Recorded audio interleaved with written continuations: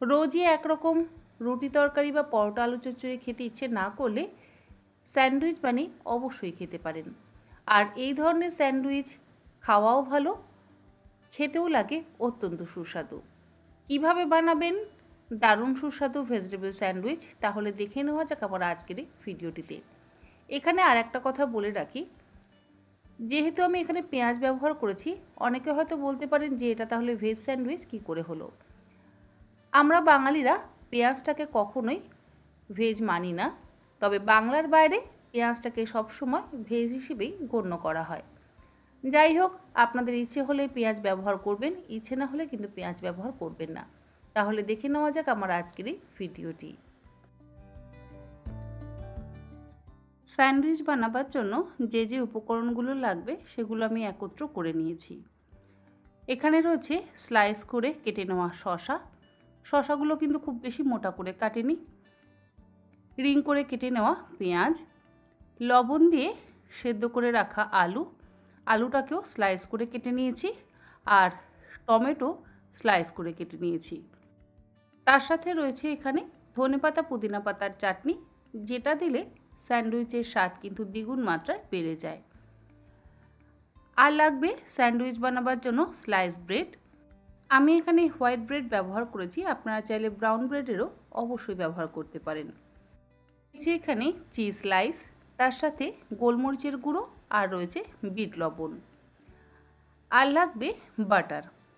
বাটারের বদলে আপনারা চাইলে সাদা তেলেরও অবশ্যই ব্যবহার করতে পারেন। আর চিজ স্লাইসের বদলেও কিন্তু আপনারা চাইলে চিজ কিউবেরও অবশ্যই ব্যবহার করতে পারেন। যেটা আপনাদের কাছে অ্যাভেলেবেল থাকবে সেটা দিয়ে আপনারা স্যান্ডউইচ কিন্তু অবশ্যই বানাতে পারেন। স্যান্ডউইচগুলো আমি প্রথমে কাঁচাভাবে প্রিপেয়ার করে নেব। 4টে স্লাইস ব্রেড নিয়ে নিয়েছি। যে গ্রিন চাটনিটা আমি আগে থেকে বানিয়ে রেখেছিলাম, সেই গ্রিন চাটনিটা প্রত্যেকটা স্লাইস ব্রেডের ওপরে অল্প অল্প করে প্রথমে লাগিয়ে নিলাম। তারপরে দুটো স্লাইস ব্রেডের ওপর একটু বেশি করে মাখিয়ে নেব, যাতে চারিদিকটা একদম সমানভাবে লাগিয়ে নেওয়া যায়। বাকি যে দুটো স্লাইস ব্রেড রয়েছে তার উপরে অল্প অল্প করে গ্রিন চাটনি তো লাগিয়ে নিয়েছি। এরপরে দিয়ে দিচ্ছি টমেটো কেচাপ বা টমেটো সস। টমেটো সসটা স্লাইস ব্রেডের ওপরে খুব ভালো করে মাখিয়ে নেব। এটা সম্পূর্ণ অপশনাল, তবে অল্প একটু টমেটো কেচাপ বা টমেটো সস দিলে একটা সাইড একটু ঝাল ঝাল এবং টকটক লাগে, আর একটা সাইড একটু মিষ্টি মিষ্টি লাগে স্যান্ডউইচের। দুটো ব্রেডে দুরকম সস লাগিয়ে নেওয়ার পর এবারে যার ওপরে আমি গ্রিন চাটনিটা লাগিয়েছিলাম তার উপরে দিয়ে দিচ্ছি স্লাইস করে কেটে নেওয়া আলুর টুকরো। আলু কতটা দেবেন, শসা কতটা দেবেন সম্পূর্ণ নির্ভর করছে আপনাদের নিজেদের উপরে। কিছু দিয়ে দিচ্ছি স্লাইস করে কেটে নেওয়া শসা, আর দেব স্লাইস করে কেটে নেওয়া টমেটো। আবারও বলছি, আলুর টুকরো, শসা, টমেটো, পেঁয়াজ এগুলো কিন্তু আপনারা নিজেদের ইচ্ছে মতন ব্যবহার করবেন, তবে খুব বেশি পরিমাণে কিন্তু ব্যবহার করবেন না, তাহলে আবার স্যান্ডউইচ বানানোর সময় ভেতর থেকে স্টাফিংগুলো পড়ে যাওয়ার সম্ভাবনা থাকবে। ভেজিটেবলসগুলো দিয়ে দেওয়ার পর ওপর থেকে দিয়ে দিচ্ছি সামান্য পরিমাণে একটু গোলমরিচের গুঁড়ো। গোলমরিচের গুঁড়োর বদলে আপনারা চাইলে সামরিচের গুঁড়োরও অবশ্যই ব্যবহার করতে পারেন। আর দেব সামান্য একটু বিট লবণ। বিট লবণের বদলে আপনারা চাইলে চাট মশলা বা নর্মাল লবণেরও অবশ্যই ব্যবহার করতে পারেন। একটা করে চিজ স্লাইস দিয়ে দিচ্ছি। চিজ স্লাইস দেওয়ার পর টমেটো কেচাপ লাগিয়ে রাখা ব্রেডগুলো আমি চিজ স্লাইসের ওপর দিয়ে স্যান্ডউইচটাকে তৈরি করে নিলাম। আপনারা চাইলে কাঁচা স্যান্ডউইচও কিন্তু অবশ্যই খেতে পারেন, তবে আমি স্যান্ডউইচগুলোকে একটু বাটার দিয়ে টোস্ট করে নেব। টোস্ট করলে স্বাদ আরও বেশি ভালো হবে। অল্প অল্প করে একটা সাইডে আমি বাটার প্রথমে লাগিয়ে নিচ্ছি। আর বাটারের বদলে আপনারা চাইলে সাদা তেলেরও অবশ্যই ব্যবহার করতে পারেন। এরপরে গরম ফ্রাই প্যান বা তাওয়ার ওপরে স্যান্ডউইচগুলোকে আমি টোস্ট করে নেব। আর এখানে আমি গ্রিল প্যানের ব্যবহার করেছি, যাতে স্যান্ডউইচগুলোর গায়ে সুন্দর লম্বা লম্বা দাগ তৈরি হয়। যদি আপনাদের কাছে গ্রিল প্যান না থাকে তাতে কিন্তু কোনো রকম সমস্যা নেই। আর খুন্তি দিয়ে স্যান্ডউইচটাকে একটু চেপে চেপে দিচ্ছি, যাতে চিজের সাথে সমস্ত কিছু আটকে যায়। এই ব্রেড স্লাইসের উপরেও অল্প একটু বাটার লাগিয়ে নিলাম। এরপরে স্যান্ডউইচটাকে উল্টে দিচ্ছি। খুন্তি দিয়ে করবেন, এতে কিন্তু আপনাদের সুবিধাই হবে উল্টাতে। একটা সাইড ভালো করে সেঁকা হয়ে যাওয়ার পর অন্য সাইডটাকেও গ্যাসের ফ্লেমটাকে লোতে করে দিয়ে 1 থেকে 1.5 মিনিট সেঁকে নেব। প্রথমে তাওয়া বা ফ্রাই প্যানটাকে ভালো করে গরম করে নিতে হবে। গরম করে নিয়ে গ্যাসের ফ্লেমটাকে লোতে করে দিয়ে তারপরে স্যান্ডউইচগুলো উল্টে পাল্টে সেঁকে নিতে হবে। একটা স্যান্ডউইচ আমার তৈরি হয়ে গেল।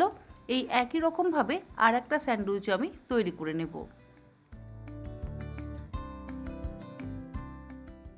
আর স্যান্ডউইচটা আমি মাঝখান থেকে কেটে তারপরে সার্ভ করব। ট্রায়াঙ্গেল শেপ করে আমি কেটে নিচ্ছি। আপনারা চাইলে লম্বালম্বি শেপ করেও কিন্তু অবশ্যই কেটে নিতে পারেন।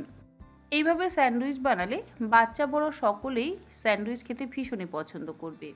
আপনারা চাইলে এই স্যান্ডউইচের মধ্যে পনিরও কিন্তু স্লাইস করে কেটে ব্যবহার করতে পারেন। আর যদি পেঁয়াজ দিতে না চান, নাও দিতে পারেন। জলখাবারের জন্য ভেজিটেবল স্যান্ডউইচ একদম তৈরি। তবে স্যান্ডউইচ তো তৈরি হলো, গ্রিন চাটনির রেসিপিটা তো অবশ্যই জানতে হবে। তাহলে দেখে নেওয়া যাক এবার গ্রিন চাটনির রেসিপি। স্যান্ডউইচের জন্য লাগবে আমাদের স্পেশাল গ্রিন চাটনি। তার জন্য আমি চাটনিটা বানিয়ে নিচ্ছি। গ্রাইন্ডিং জারের মধ্যে দিয়ে দিচ্ছি পুদিনা পাতা। পুদিনা পাতার সাথে এখানে ধনে পাতারও কিন্তু অবশ্যই ব্যবহার করব। তবে পুদিনা পাতা কম, ধনে পাতার ব্যবহার বেশি হবে। 4 ভাগের 1 ভাগ পুদিনা পাতা আর 3 ভাগ হবে ধনে পাতা। এই রেশিওতে আপনারা সবসময় গ্রিন চাটনি কিন্তু বানাবেন। তা না হলে পুদিনা পাতা যদি বেশি হয়ে যায় তাহলে আবার চাটনি তেতো হয়ে যাবে।